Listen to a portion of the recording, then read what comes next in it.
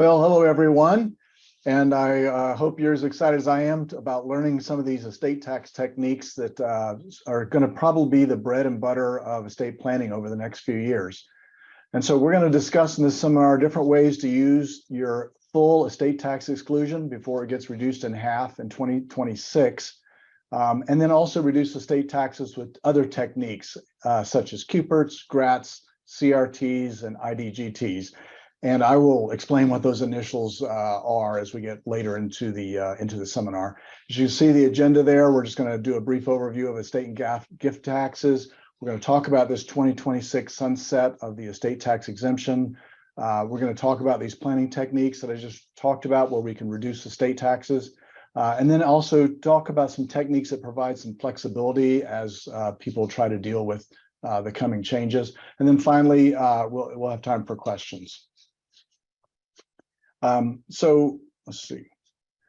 So yeah, sorry, I just realized I need to be advancing the slides. So to start with, everyone knows there's gift tax, everyone knows there's an estate tax. The two taxes are unified in the sense that you have one exclusion against gift tax and estate tax. If you don't use it during your lifetime, then you get to use it at death through the estate tax, but they're combined together. But beyond that, which is just a tax that caps out at about a 40% rate when you get above about $1 million, there are other considerations to what we call estate and gift tax planning, and some of those are the generation skipping tax, and that tax is in addition to the estate and gift tax, and it's a flat 40%. So it's something to keep in mind as you do your planning. And basically, generation skipping tax is when you have assets that are passing to someone more than one generation below your own. So if someone is passing a gift to grandchildren, setting a trust for grandchildren, that's a generation skip. And unless there's exemption allocated to that, there typically will be a generation skipping tax as well. Another part of estate and gift tax planning is looking at income taxes and how they factor in, whether a trust is going to be kicking off income. Trusts hit the top bracket at around 14,000 of income, so much quicker to the top bracket than individuals. And so we have to think about income tax planning as we do these various things. Another part is the capital gains tax. If an asset is held by someone at death, and they use their estate tax exclusion to avoid estate tax on that asset, the asset gets a step up in basis to its then fair market value. And so a lot of times part of our planning is to say, no, let's hold on to this asset because we want to wipe out the capital gains at death by allocating estate tax exemption. You don't get that step up if you allocate gift tax exemption. So that's a big difference between a lifetime gift and a gift through a trust that is effective at death. And so again, capital gains tax planning comes into that. If someone estate is less than the estate tax exclusion, then they will be able to wipe out capital gains on assets without even being subject to estate tax. So it's a very important factor in gift and estate tax planning. And then finally, asset protection. Not really a tax, but there are always any asset protection planning almost always involves some sort of estate and gift or estate tax planning. And so it's always important to keep asset protection in mind, whether you're getting it, whether you're losing it. Just as a very simple example on asset protection, husband and wife can own an asset, tenants by the entireties. A creditor of one of the spouses cannot reach that asset. But if you put it into a trust, now it's not tenants by the entireties, and you may lose that asset protection. Also, even with tenants by the entireties, if one of the spouses dies, now the surviving spouse owns it outright. And if that's the spouse who has creditors, then you've lost the asset protection. So there's more to it than just, what techniques should I be using? So now I want to go on to sort of this 2026 sunset in the estate tax and gift tax exemption, and then some other possible future law changes, just so we're aware of them. The big news is, and this is from now until January 1, 2026, is that the estate and gift tax exemption, which today is $12.92 million, and by 2026 is estimated currently to be about $14 million, will be cut in half. And so then someone who in 2025 has a $14 million exemption, in 2026 will have a $7 million exemption. And so half of the exemption goes away. So right now you have a married couple, they're looking at $26 million of assets. They're not really worried about the estate tax. In 2026, it's now 14 million of assets. And then also, this is a good time to, this is probably a good time to just say, I'm going to talk about the $10 million exemption being adjusted or cut back by half to the $5 million exemption. When they raise the estate and gift tax exemption to $5 million, they said from going forward, it will be adjusted for inflation. And so that's important because obviously as inflation affects the exemption, if it stayed at the flat number, eventually more and more people would be subject to estate and gift tax. So they were trying to keep that exemption in the same place. And so sometimes you'll hear me say 14 million, sometimes you'll hear me say 7 million, sometimes I'll say 12.92 million. And then sometimes I'll just use 10 or 5. If I say 10, just know that today it's been adjusted for inflation to $12.92 million, about $13 million. If I say 5 million, again, I'm just saying that's what the original exemption was. It'll drop back to that in 2026. But when it drops back, it'll be adjusted for inflation. So even the 5 million adjusted for inflation might be around 7 million in 2026. So those are just sort of some things you kind of have to keep in mind as we sort of focus on, okay, how are we going to do some planning? How are we going to deal with that? And then later we'll talk about how you can make sure you don't lose this 7 million that's about to go away in 2 or 3 years. But just briefly, I want to talk about a few other changes that are possible. And they're possible in the sense that the government needs money, needs revenue. We have the situation where we have people who want to spend money, and we have people who want to pay for what they spend for. And when that happens, Congress is looking around for changes that they can make that will raise revenue and then balance the budget or raise enough revenue to make it politically palatable to pass other spending increases. And so, for example, you may recall in 2019, on Christmas Eve, there was a drop into the tax bill at that time that created the 10-year rule for IRA distributions. And that was all because that had been pre-vetted by the CBO, and they knew that it would raise a certain amount of revenue. And so they just simply dropped it in. They simply dropped it into the, into the bill, and then they raised the revenue they need to raise. So these changes I'm going to talk about now, that's really what they are. You just need to be aware of it, keep track, read your different journals, listen to, read your lawyer's newsletter when it comes out, just to make sure that you're sort of up to speed on some of these things. And so one of them is to reduce the exclusion even more than to what I call the 5 million adjusted for inflation. Another is eliminate valuation discounts for non-business assets, taxing grantors, trusts, as if they're subject to estate and gift taxes earlier than they are now under current law. And this would reduce the use of some of these techniques we're going to be talking about in a little bit, as well as the irrevocable insurance trusts. Replacing the step-up basis rule, increasing the estate tax rate or adding a surcharge for large estates, changing the generation skipping tax, and imposing restrictions on GRATs. So I'll go through these just a little bit. If you all remember, in 2020 and in 2018 and 2017, there was some discussion about changing the estate tax exclusion back to 3 million or even 3.5 million, and then maybe not even adjusting it for inflation. So you can imagine dropping back to 3 million. Now we're talking about a married couple with 6 million of assets, and 6 million, again, remember, is the face amount of any life insurance, IRAs, 401ks, the value of the home. I mean, you can get to 6 million pretty fast. And so again, just keep that in mind, because obviously the lower the exemption is, the more people pay estate tax, and that raises revenue. So again, eliminating valuation discounts has been talked about a lot, always in the context of non-business assets. And so really they're trying to get at some of the estate planners who have, who take assets that you wouldn't think of as a business and then seek out what we think of as business discounts, like lack of marketability, lack of control, minority interest, those kinds of discounts, which are currently permitted. And they reduce the size of the gift, so then you use less of your exclusion, and so you have more exclusion for other techniques.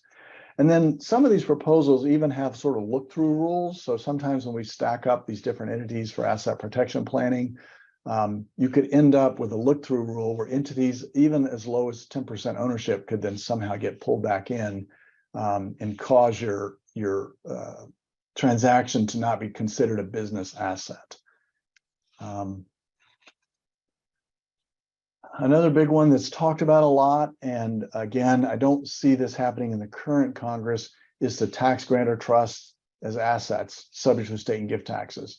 And so basically the proposals, there are various arrangements, but basically grantor trusts are set up so that the person who creates it, typically it's the person who creates it, is treated as a grantor for income tax purposes.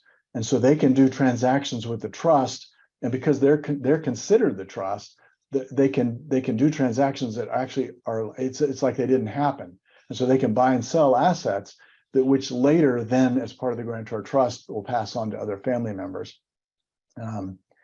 Basically, they were basically saying, look, if you make any distributions, you're going to tax it immediately as a gift by the grantor. If you turn off the grantor trust status, sometimes you hear people talk about toggling a grantor trust on and off, then the assets in the trust are treated as gifted. And so then you get immediate gifts on those assets. And then even if the grantor trust was set up in a way where it's not really supposed to be included in the grantor's estate, even though they're taxed on it as the grantor during their lifetime, it would now be included in their estate. And then there's also some discussion about not allowing a step up in basis, because there are some techniques some people are using where they sort of set it up sort of with the idea that under certain ways you interpret the regulations, you get a step up in basis. Again, they were trying to stop, that sort of game playing. And then the other thing is rather than someone else paying the gift or estate tax, the trust itself would have to pay the tax. And so again, basically they were trying to shut down grantor trusts, if you really want to know what's going on there. So another thing that's been talked about, and it's something that President Biden had mentioned more than once, which is to replace the step-up basis rule for estate tax purposes with carryover basis. And basically what that's saying is,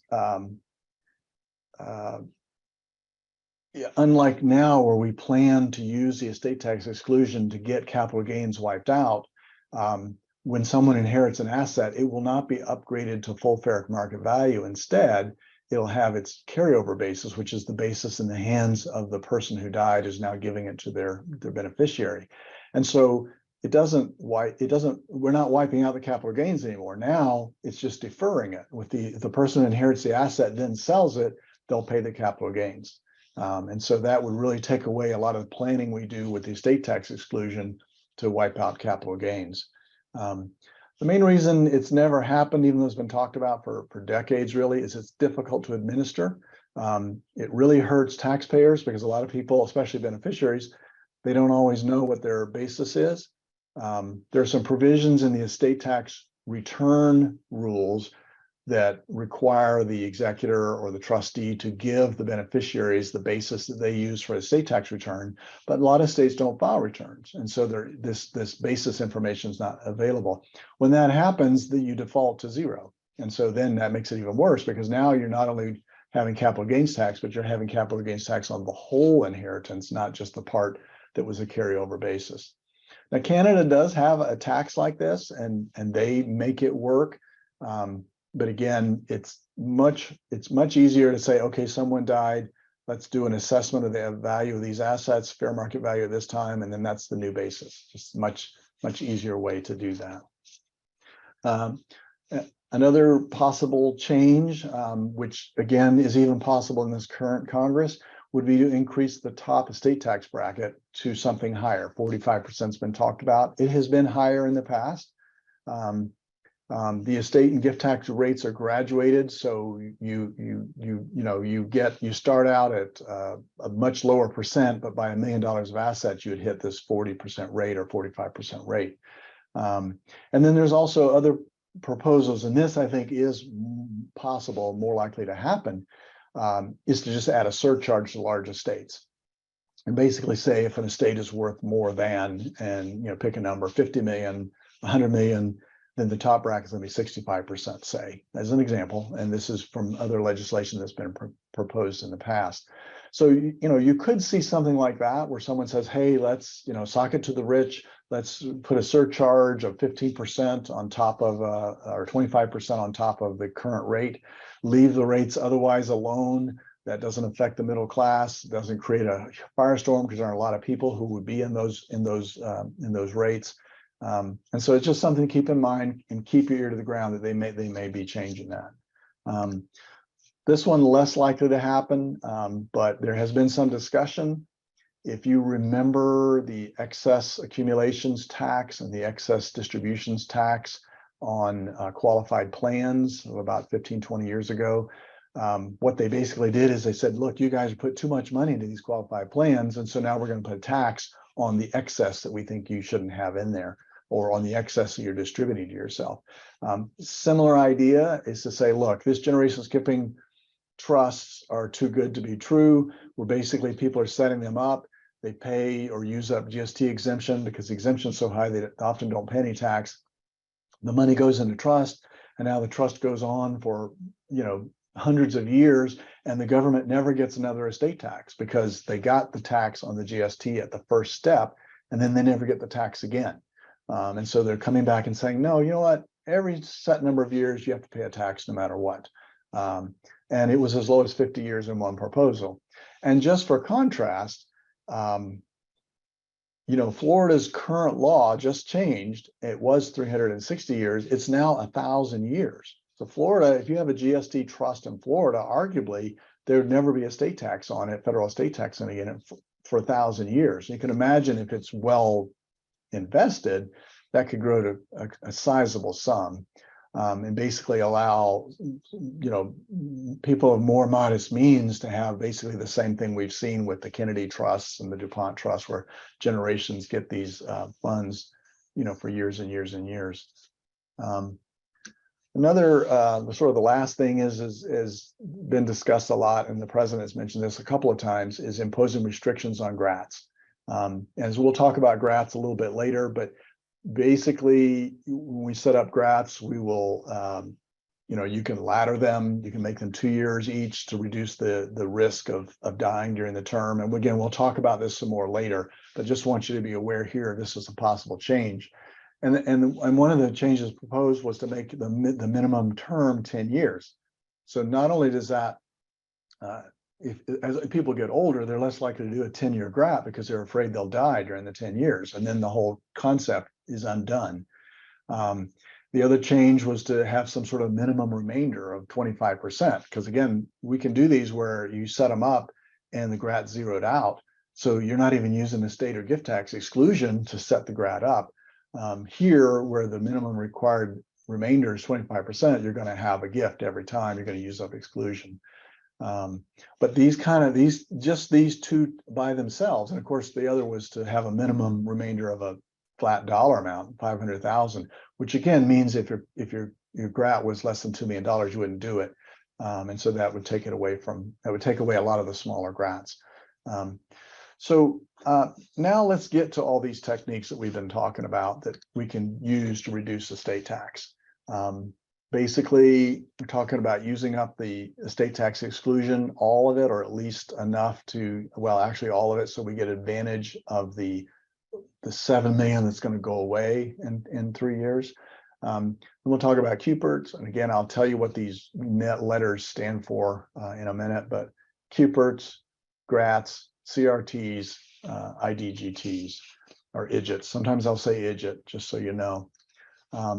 So this is the one that's, this technique here is probably the most pressing one right now, because we're looking at losing half of the exemption. And for a married couple, losing up to $13-14 million exemption in 2 or 3 years. And so in a state that's more than 14 million for a married couple, or more than 7 million for a single person, suddenly now is facing a state tax, something that we haven't faced for the last several years. And the problem is the way the estate tax exemption works. You can't just use $7 million and say, okay, good, I used $7 million, so I've used the exemption, and now in 2026 I'll have $7 million, life's good. No, the way the rules work, it's use it or lose it.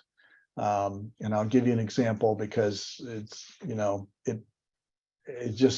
it surprises people when they hear that. They think, well, if I just use 7 million of exemption, still got 7, life's good, I've used up what I'm about to lose. But the truth is, you have to use all of it, like all of your exemption, not only the 7 million you're trying to save, but the 7 million that is still going to be there in 2026. So let's just give you an example here. $20 million estate in 2023, the exclusions 13 million. And again, that's the 12.92 million. That's the 10 million adjusted for inflation. So a completed gift is made in 2023, $7 million gift. So great, we've done it. This uses 7 million exemption. There's 6 million left. Decedent dies in 2026. So we got forward to where the exemption drops in half. And has now a $13 million estate. It had a $20 million estate, made a $7 million gift, they have a $13 million estate. But now the exclusion is only 7 million. And after deducting the 7 million that was used in 2023, there's 0 exclusion available. See how the math works? So he only used 7 million exclusion, and he lost the 6 million of exclusion. That's the way that example works. And just let me show you an example of success. Here, same $20 million estate, same exclusion, but this time we did a completed gift of 13 million. The above uses 13 million of exclusion with 0 exclusion remaining. And then the decedent dies in 2026, the same facts. Now the $20 million estate, because of the $13 million, has a $7 million estate. When the exclusion is 7 million, less the 13 million used, results in 0 exclusion. So they have no exclusion. But because the decedent used 13 million of exclusion, and under the anti-clawback regulations, don't require that excess to be recaptured, the full 6 million extra didn't get lost. So I'm just to sort of, I hope I'm not beating the dead horse, but just so you know, it is use it or lose it, but there can be a middle ground. And I'll give you an example of a partial use it success. Again, it's the same numbers, 20 million, but here we made it 13 million, the exclusion is 13 million, we made a completed gift of 10 million. The clients said, look, we're just not comfortable giving 13 million away. We did the math. We feel like we're run out of money. We just can't do it. So then they used 10 million of their exclusion. So they still have 3 million left. Dies in 2026 with $10 million estate. The exclusion is 7 million less than 10 million used, 0 exclusion. But the decedent used 10 million of exclusion, and the anti-clawback regulations don't require that 3 million excess be recaptured. So there is a middle ground, but if you want to save the whole 6 million, you've got to give away the whole 13 million. And obviously for a married couple, it would be 26 million. So I mentioned these anti-clawback regulations, and they're fairly complicated, but just be aware that you do have to meet the anti-clawback regulations, which at least is some statement by the government, because before a few years back, there was really no statement from the IRS whether they would try to claw back that excess or not. But basically what the rules say is, based on the latest proposed regs, and there are some final regs prior to that, but there's some additional regs now. So basically, if you die after April 2022, you're under these rules. And basically, just so you know, the proposed rules we're trying to tighten up the original anti-clawback regulations, because originally it just more or less said, look, if you use it all or you use some of it, but sufficient to exceed what the exemption is going to be in 2026, then everything's fine. We're not going to try to claw that back. The proposed regs try to say, look, don't game the system. Don't try to do deals where you're not really using your exemption, but it sort of looks like you are. And so basically they're trying, the bottom line is they're trying to only let anti-clawback prevent that if the transaction's bona fide. And basically that's where there is going to be a gift tax, or you have to use gift tax exclusion when you do the transaction. Basically the asset's no longer in the decedent's estate. What they're trying to avoid is where you've done something and it's not really permanent. It's not really permanent, and then you are trying to get the advantage of the anti-clawback, and somehow you're having your cake and eating it too. Just to give you some examples, because that's a mouthful of a lot of information that it's very hard to explain. But basically, it's where the decedent. Some examples of where you can get the benefit, you cannot get the benefit, is incomplete gifts. That we're familiar with, the typical 2036, 2038, 2030, 2041, the typical ones where you retain some kind of control, or you retain a right to income stream, or you have a right to continue to use the assets that you say you gifted. Clearly it's incomplete because you're still having the benefit of this asset that you say was gone away. Under the section 2701 rules, indirect intra-family gifts that involve preferred stock, that kind of a freeze doesn't get the benefit of the anti-clawback. And the one that's sort of the big one that a lot of people talked about back when we thought everything was going to come apart is making some sort of enforceable promise that basically says, I promise to give this asset or give a bunch of money or some kind of contract, and then use the contract as the gift and value the contract at $7 million or $13 million. Well, basically, if you haven't fulfilled that promise by the time you die, then they're going to say, look, that wasn't really a promise. You were just saying that, hoping you get the use of your exclusion. And then on any of these, if you say, oh my God, I fit into the new proposed regulations and I'm not going to get the benefit of using my exclusion, I'm going to give up this income stream, or I'm going to give up the control I had, or I'm going to rearrange it so 2701 doesn't apply, or I'm going to make good on the promise. Any of those still don't work if you've died within 18 months of when you relinquish that power, that right.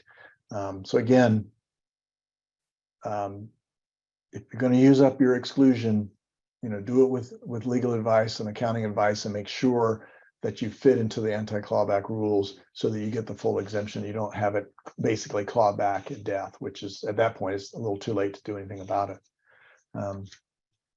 So the next technique, and this one works for a lot of people because a lot of people own homes, and a lot of our clients own second homes, and sometimes a third home. They have a beach place, they have a mountain place, things like that, or a place where they go ski.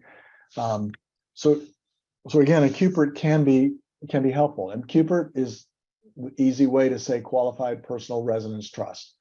And basically, it's a trust where you make an irrevocable transfer, and it can be either a primary home or a vacation home, and each individual person can do 2 QPRTs. So they can do one on their primary home and they can do one on a second home.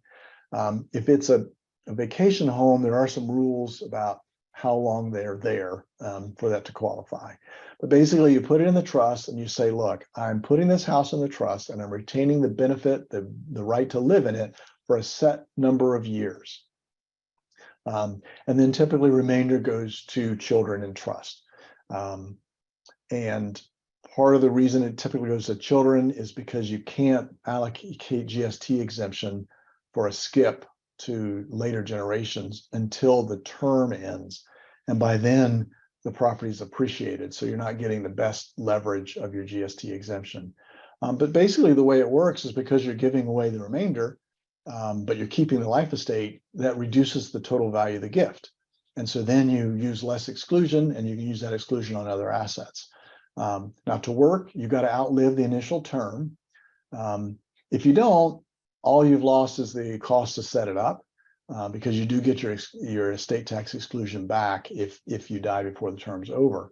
The asset only has to be appraised at the beginning, doesn't have to be revalued each year.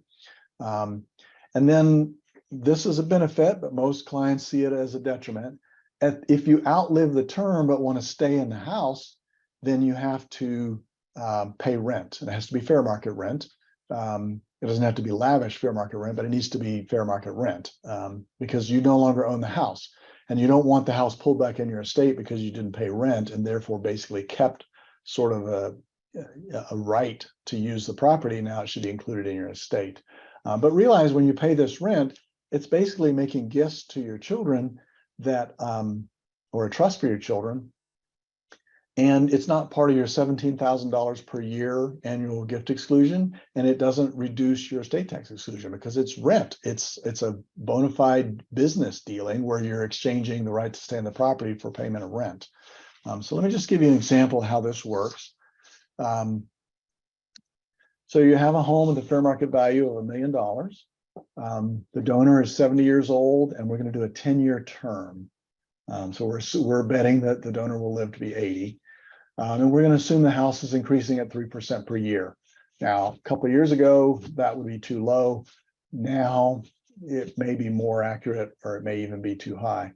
But on these facts, and again, this is just an example, the gift is $435,000 because that 10-year term is deemed to be a $565,000 retained life estate.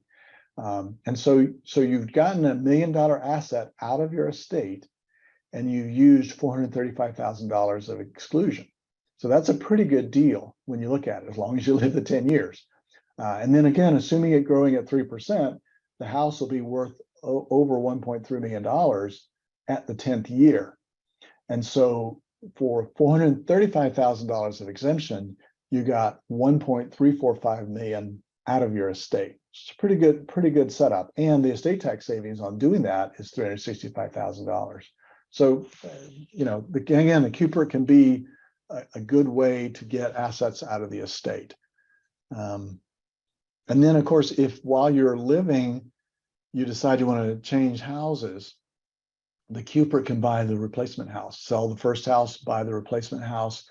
And if the replacement house is not as high in value as the first house, then the excess cash from the sale of the first house will turn into a GRAT. And we'll talk about something like a GRAT, where basically you're getting annuity payments on that money for the balance of the 10-year term. If it's worth more, it gets a little more complicated. But anyway, just be aware you don't have to necessarily stay in the same house even during the term. There's some ways to swap out the asset. The next concept we're going to discuss is the grantor retained annuity trust, short GRATs. I've already kind of referred to these a little bit as we're talking. Like with the QPRT, it's an irrevocable transfer of assets. And again, this is into trust. And you want to use assets that are likely to appreciate. Again, because the whole point of using exclusions against these techniques is that you think you're not only getting the asset out of your estate, but you're also getting the appreciation from the date of the gift forward out of your estate. And again, like with the QPRTs, you can't allocate GST exemption, generation skipping tax exemption, efficiently, because you can't allocate it until the end of the term. And so again, typically it's a remainder in trust to your children outright, or in trust, to your children outright, or in trust to your children. And then again, basically like the QPRT, you're reducing the total value of the gift, because in the GRAT, you're retaining an annuity of this asset, the remainder to other beneficiaries. And so you're, again, preserving your estate tax exclusion for other uses. Just like with the QPRT, you got to outlive the term. Otherwise, you incur the expense, but you do get the exclusion that you use back. Another thing is the asset only has to be appraised once. So if it's a complicated asset, it only has to be appraised once. It doesn't have to be revalued each year. Now, there's one exception to that, and that is if the asset does not perform as expected. and the annuity payment is more than the income earned by the asset, sometimes you have to return asset, not just the income from the asset, but the asset itself. And you may have to do a valuation to figure out how much of the principal you have to return to meet the annuity payment. Hopefully that won't happen, because that doesn't, the technique's not working if you're having to give the asset you're trying to get out of your estate back into your estate. And again, that's why you're looking for an asset you think is going to, double, triple in value, because now you're getting all that appreciation out of your estate. And so I'll give you an example, and I try to use sort of similar numbers so we're not having to keep rethinking what's going on. But let's say we have an asset worth $750,000. Here, I'm assuming we're going to get a valuation discount, because whatever it is, there's lack of marketability, minority interest, something like that, where you're able to get a discount. So we're taking a $750,000 asset, and right off the bat, we're reducing it by 33% because of the valuation discount. So now the assets, the gift we're dealing with is only a $500,000 asset. Here we're doing a GRAT for 60-year-old, 10-year term, the 5% payout. So we're looking at $305,000 is the payout. The payments received over the 10-year term are about $250,000. And then the remainder in the GRAT at year 10 is over $1 million. And that's outside the estate. And so for a $305,000 gift, I said the payout, I was wrong. I didn't mean to say that. The payout, I was looking at the math going, that's not 5% of 500,000. But the gift under those facts is $305,000. So we've gotten a $750,000 asset out of your estate for a gift exclusion of $305,000. And because of the growth of the asset over the term, $1 million is out of the estate. Next concept is the charitable remainder trust, CRT, also sometimes called a CRUT or a CRAT, and the U and the A are simply, it's a charitable remainder uni trust, or it's a charitable remainder annuity trust. Again, like with the other concepts, you're transferring assets to a trust. You're retaining income from the assets for a term or for your lifetime. The way the charitable trusts work, you can retain it for your lifetime, with the remainder passing to charity. Now, because the charity is involved, there's not a gift. There's not a gift. Basically, you've retained an income stream. If you make the trust for yourself, you retain an income stream, and then the trust gets included in your estate. But because it's passing to charity, you get an estate tax exclusion, an estate tax charitable exclusion, and so that makes the gift go to zero. So in a CRAT, because it's an annuity, you don't have ongoing valuations. You're just going to get a set dollar amount every year for the term. In a CRUT, which is uni trust, you're basically getting a percentage of the asset every year. And so there you have to do ongoing annual appraisals just to make sure that you're not, to know what amount to distribute. But because it's a uni trust and it's a percent, as the asset grows in value, assuming there's inflation and it's going up, at least with inflation, you have a hedge against inflation. And with a CRT, you can also zero out the gift. So let me give you an example. 65-year-old client, the assets are worth $750,000. That contribution of that asset to the CRT, in this case, we're doing a CRUT, produces an income tax deduction of $340,000. So that's, again, another benefit of the CRT is if you need income tax deductions, it gives you an immediate income tax deduction. And then over the client's lifetime, he or she will get $685,000. And you can make these CRUTs where they're joint and survivor, so you can make it for a husband and wife, or you can make it for children. The client receives distributions, I said, it's $685,000. The remainder to charity at the end is over $875,000, and that's assets outside your estate. Now, the difference is it's not going to your children or descendants, it's going to charity. So typically when you do these techniques, you want to benefit the charity. That's part of what you want to do, is say, look, I have this extra $750,000, I don't need it. I've got enough stuff going to my family, they don't need it. But here I can retain sort of an income stream from it. And And unlike other estate tax planning techniques where when you retain an income stream, you end up getting it included in your estate, it's outside your estate. Now there is a 10% minimum benefit rule where the charity at the beginning, the math has to work out where it's a 10% minimum benefit to the charity. So if you get really young beneficiaries, like in their mid-20s or early 30s, it probably won't work.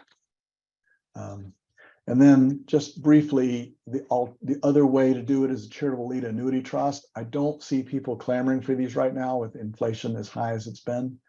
But again, same concept, giving it lifetime benefit with the term of year or for a term of years, and then charity gets the balance. And then as some references here, if the law changes, if the law changes here, we're talking about if like the income tax rates went up, the benefit is you can get an income tax deduction if the rates go higher. And then if it doesn't change, you got the assets out of the estate. And as I said before, because it's an annuity, it's only appraised at the beginning. So sometimes when you have assets that are hard to value, you want to do a CRAT instead of a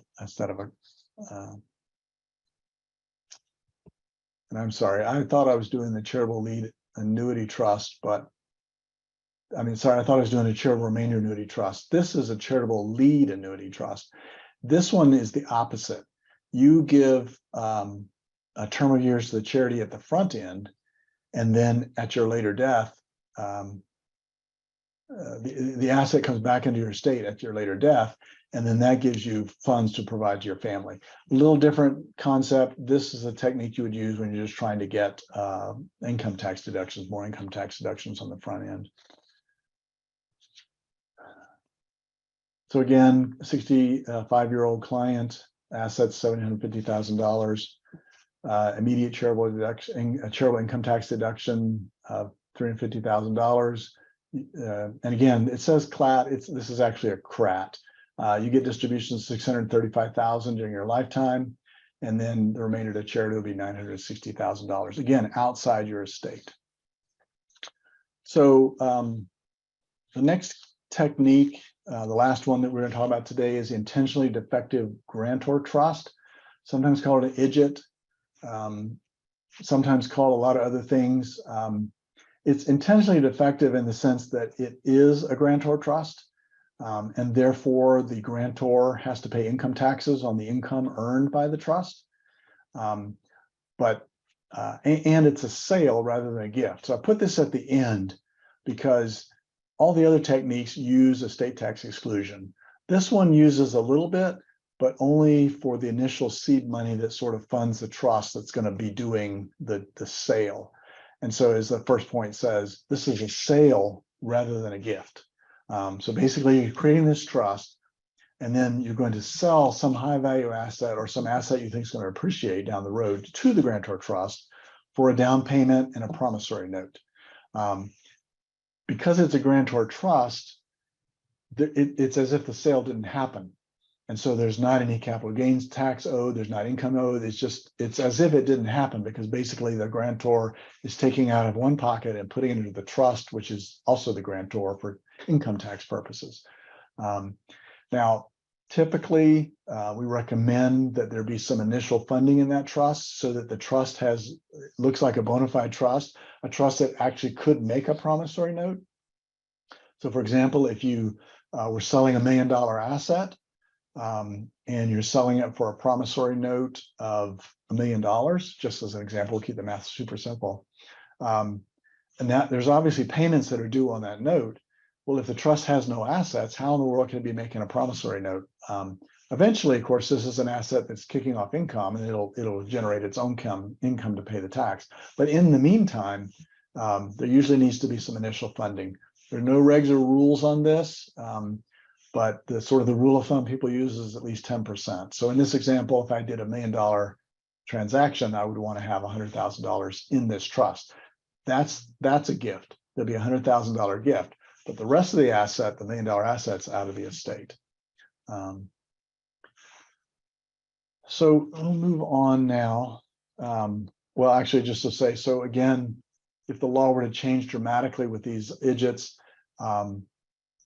you've got the asset out of your estate without using gift tax exclusion. So even if it goes down, it doesn't matter because you weren't using exclusion to make this happen. If it doesn't change, it's possible that you could gift back the note to your children or descendants.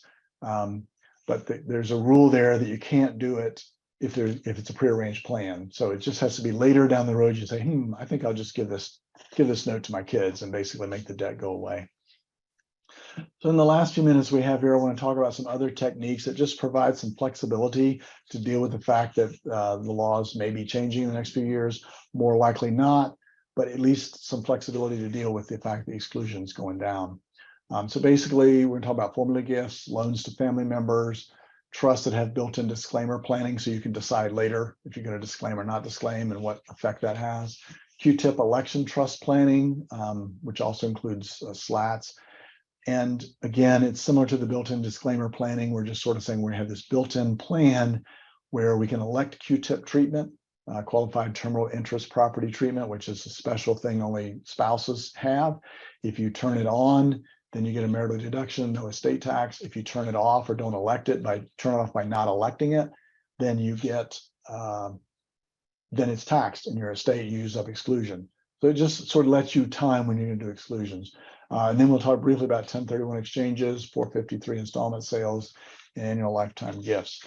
And as I often do, I look at the list and start talking instead of waiting till the slides come up. But here, there are ways you can make formula gifts where you're not sure what the values are going to be. But for example, you want to use up your whole $13 million, but you're not sure what the value is going to be, or you're worried that since it's a hard to value asset, you might get stuck in an audit. And the IRS tries to say it wasn't really 13 million. The formula basically says we're giving away whatever works out to be 13 million as finally determined. It requires some very special drafting. The IRS really does not like these kinds of formulas, but it's very similar to the way a marital funding clause works, where you say, look, I give to the marital trust that amount of assets which exceeds the exclusion amount. So it's the same concept. So another concept would be loans to family members or to a trust for their benefit. And again, you're using IRS approved rates. Even today, they're still low. Like if you made a gift today in March, you qualify for the February rate. And for a 9-year promissory note that has monthly payments, the rate would be 3.79%. So it's still pretty low. A year ago, it would have been, under 1%. And then you can combine loans with an installment sale. You could include self-canceling notes. And then if the gift tax exclusion gets lowered, you just don't do anything. You made the loan. It's a loan. It's not a gift. If the law doesn't change, you have the option to forgive the principal in the future. But as I said before, it can't be a prearranged plan to forgive the note. So again, we talked about trust with built-in disclaimer planning. You make a large gift to a non-grantor trust for a beneficiary. And then it says in there, if assets are disclaimed, they revert back to the grantor. So you just given away the asset. It's not a grantor trust, so it happened. It uses gift tax exemption. And then basically what happens is you've got 9 months from when the gift is made to disclaim it. So whoever the beneficiary of the trust is could disclaim it. If the exclusion is lowered, then you report the gift and use up the prior larger gift tax exclusion amount. If the law doesn't change, then the beneficiary can disclaim the gift and you just basically start over. Like I said, you have 9 months to make that decision whether you're going to make the disclaimer. So it can be handy to do that. Similarly, with Q-tip trust planning, again, where you're making a large gift into a trust for a spouse that permits making a Q-tip election. So if you elect Q-tip treatment, it's not a taxable gift. It's just a marital deduction transfer. If the law, say that they just made the exemption permanent, then you don't elect Q-tip treatment. So there's no marital deduction and you use up the larger gift tax exclusion. And then again, you have until, if you extend on your tax return, you have until October 15th of the year following the gift to actually make the QTIP election. Sort of a related trust is a SLAT, or spousal lifetime access trust. Again, irrevocable gift and trust for the benefit of the spouse. The grantor has indirect access because in theory, the spouses like each other and they live in the same household. Obviously, the risk is if there's a later divorce, or if the spouse who had the SLAT died before the grantor. And then if you set up spouse slats for each other, sort of hedging your bet, there is some risk the IRS will try to undo those trusts, and then basically undo them, and you don't get the benefit. Like with the disclaimer planning, you get to make this decision. You get to take a second look as late as October 15th of the year following the gift to decide if you're going to elect the QTIP for the SLAT. Last couple of concepts, Section 1031 exchange. Basically, what you're doing is you're deferring capital gains tax. And so sometimes that can be important. And especially, for example, let's say that someone says, look, I want to die owning this asset because I want to use my exclusion and I want to get a step up in basis, but I really need to sell this asset today. Or, I'm being forced to sell it. Well, then you do a 1031 exchange. And then that basically just defers the capital gains tax. And the reasons you wouldn't do it is you might have capital losses you're trying to take against capital gains, or you have expiring net operating loss carryforwards, or you want to increase the basis so you can be taking depreciation.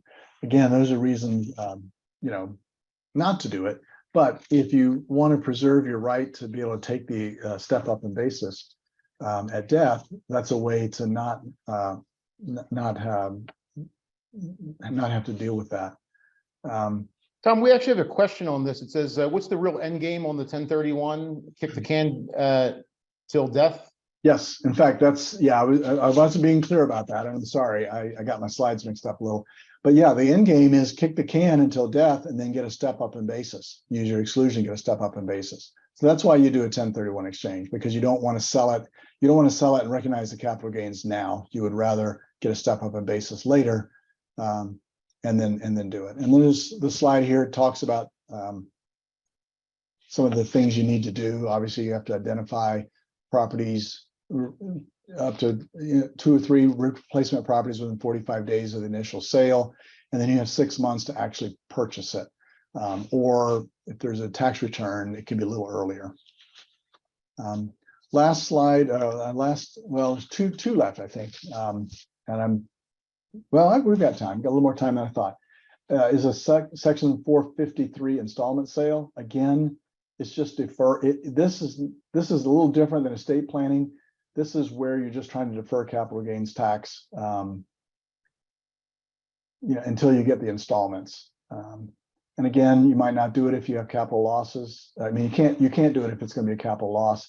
And there is some interest imposed on the deferred tax liability. And also, you can't be a dealer, can't be a sale of your inventory. And sometimes real estate people, their real estate is inventory, so you have to be careful with that.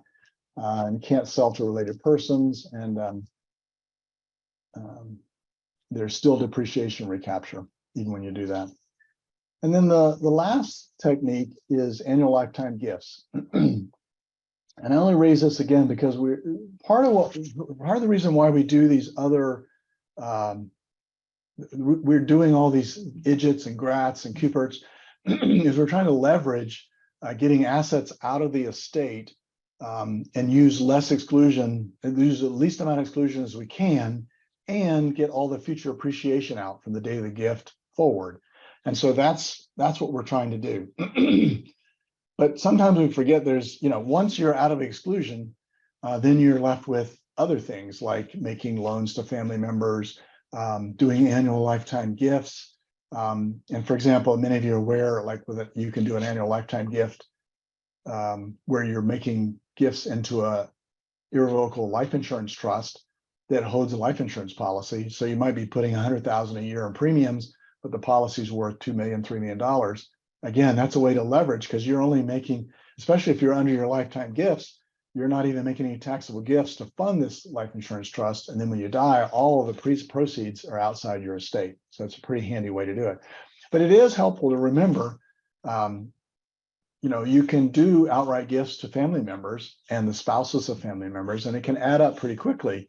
If you're using assets that in this current market are undervalued a little bit, give it away now, $17,000 worth of it today. And when the market recovers, it's now $25,000. So again, you've leveraged even your $17,000 per person per year exemption. And when the gift is less than $17,000, there's no gift tax return. So again, it's just money going out. If you have 10 grandkids and you give each of them $17,000, you've just given $170,000. No gift tax return, no use of your exclusion, and it's not income in their hands either. But what a lot of people forget is that you can pay unlimited amounts. In other words, you're not limited to the $17,000. If you pay directly to a healthcare provider for one of your children or grandchildren, or if you pay directly to an educational institution for tuition. And so again, you could be giving $17,000 per person per year. And just for history, the $17,000 started out as $10,000. That's the famous, everybody remembers you can give $10,000 per person per year. Well, it's adjusted for inflation. And so this year it's $17,000. But you can give that $17,000 plus you could pay for tuition plus pay for any medical bills that happen during the year and still not have to file a gift tax return and still not have used any of your exclusion. So that can be very handy to just keep that in mind when you're trying to figure out how to benefit your family, but not either use up exclusion early or in a way that's not efficient, or you've run out of exclusion. So at this point, I don't know if there are any more questions. I don't see any questions, Tom. Okay. So I would just say in conclusion, we do have one question now. Okay, all right. Why is the lifetime gift exclusion decreasing in 2026? That's actually good. That's the likelihood it will remain. Yeah, that's a good question, because I was actually going to do a summation that basically says, look, the most important thing to focus on is that the exemption's dropping. And I sort of have a program spiel I give to my clients that says, look, Congress doesn't have to do anything to make this happen, because the original $5 million exclusion that was raised to 10 million, when it was raised to 10 million, it was part of the Budget Act. And under the Budget Act, it can only go for 10 years. And so that's what we're doing. We're coming up to 10 years from 2016. And so we're going to hit the Budget Act, which then causes that act to sunset. And when it does, we just default back to the original 5 million adjusted for inflation. And so that's why in 2026, it'll be 7 million. And then I say, yes, it's possible. I mean, if there had been, a true red wave in the last election, I could see how the Congress would have actually made it permanent. That's always been the goal.